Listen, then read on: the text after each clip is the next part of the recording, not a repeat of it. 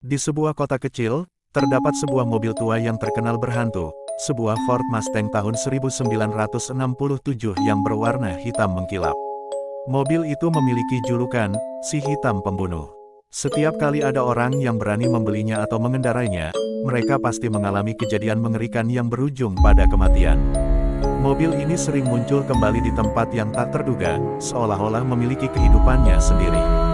Cerita bermula dari seorang pria bernama Amir, seorang mekanik mobil berusia 30-an yang hidup sederhana di pinggir kota.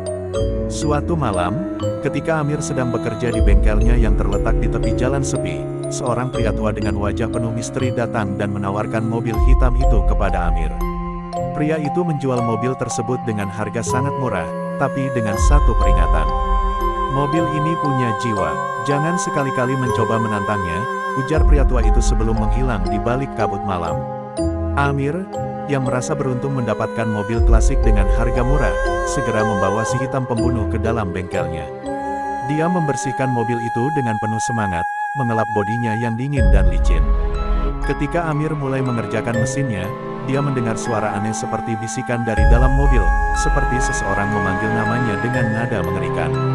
Kejadian pertama terjadi saat Amir mencoba menyalakan mobil itu. Saat kunci kontak diputar, suara raungan mesin terdengar seperti teriakan manusia.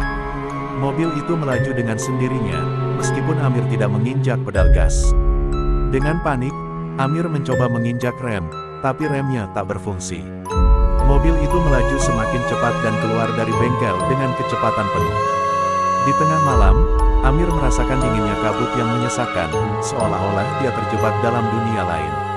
Matanya tertuju pada kaca spion, dan di sana, dia melihat sosok wanita dengan rambut panjang berwarna kelabu yang menatapnya dengan mata penuh dendam.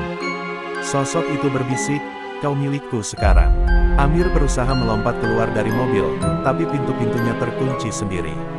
Tangan-tangan tak terlihat menarik tubuhnya, membuatnya tetap duduk di kursi pengemudi. Dengan jantung berdebar keras, dia merasakan kursi pengemudi perlahan-lahan terasa basah dan lengket, seperti darah.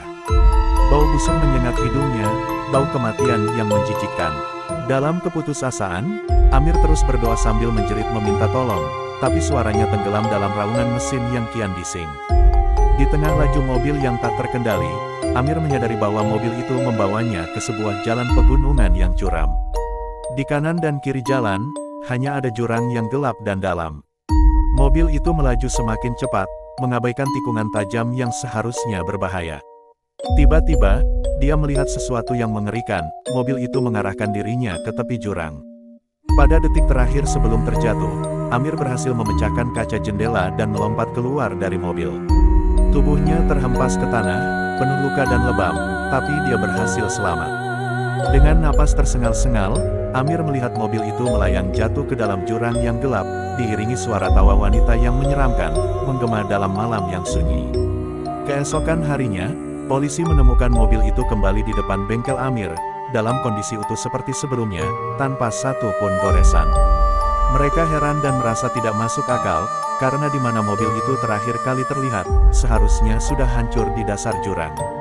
Polisi pun mempertanyakan Amir, namun Amir hanya bisa terdiam ketakutan, karena dia tahu bahwa si hitam pembunuh belum selesai dengan dirinya. Selama beberapa hari berikutnya, setiap malam, Amir mendengar suara mobil itu meraung di depan bengkelnya. Dia bahkan mulai melihat bayangan wanita di kursi pengemudi, tersenyum dingin ke arahnya. Beberapa teman Amir yang mencoba membantunya juga mengalami kejadian-kejadian aneh. Ada yang merasa ditabrak mobil yang tak terlihat saat berjalan di dekat bengkel. Ada pula yang mendengar suara-suara bisikan yang mengancam mereka untuk menjauhi Amir dan mobil itu. Di ambang kegilaan, Amir memutuskan untuk mengakhiri teror ini. Dia membawa mobil itu ke sebuah bengkel tua di luar kota dan merencanakan untuk menghancurkannya. Namun, saat api mulai membakar mobil, tiba-tiba mesin mobil menyala dan berusaha melarikan diri. Amir berusaha mengendalikan mobil itu, berlari di sampingnya, hingga akhirnya mobil tersebut tiba-tiba berhenti di sebuah pemakaman tua. Di tempat itu, Amir melihat nisan seorang wanita bernama Lila, yang ternyata adalah korban kecelakaan dari mobil itu beberapa puluh tahun yang lalu. Lila meninggal dalam kecelakaan tragis saat dia mengemudikan mobil yang sama, dan sejak saat itu, arwahnya terus terperangkap di dalam mobil itu, menuntut nyawa siapa saja yang mengendarainya.